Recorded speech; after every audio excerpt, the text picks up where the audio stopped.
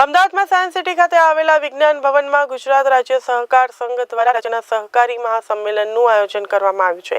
કેન્દ્રીય ગૃહમંત્રી અમિત શાહની અધ્યક્ષતામાં આ ઉજવણીનું આયોજન કરાયું છે તો દેશની 8 લાખથી વધુ સહકારી સંસ્થાઓ સમારોહમાં જોડાઈ છે। આ ઉપરાંત સહકારિતામાં સમગ્ર દેશમાં 30 કરોડથી વધુ સભાપદો છે। તો અમદાવાદ સાયન્સ સિટી ખાતે કેન્દ્રીય ગૃહમંત્રી અમિત શાહે સહકારી મહાસંમેલનને સંબોધતા કહ્યું હતું કે સહકારિતા સમગ્ર વિશ્વની અંદર પ્રાસંગિક છે।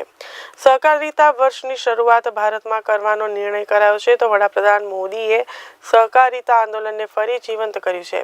સહકારી આંદોલનનો વિકાસ કરવાની સહકારી નેતાઓની જવાબદારી છે। સહકારી સંસ્થાને આગળ વધારવા પેક્સ મંડળીઓ જરૂરિયાત જાગૃતિ છે। ત્યારે આ આખું અભિયાન 3 સ્તંભો પર છે। હજુ સહકારી ક્ષેત્રે 60% જ કામ થયું છે તો સહકારથી સમૃદ્ધિનું સૂત્ર દેશ સામે રાખ્યું છે। અને એનું અનુમોદન કરવા માટે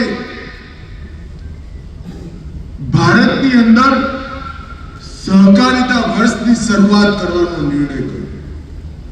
દિલ્હીમાં કાર્યક્રમ થયો હતો, તમારામાંથી ઘણા બધા સહકારી આગેવાનો ઉપસ્થિત પણ હશે।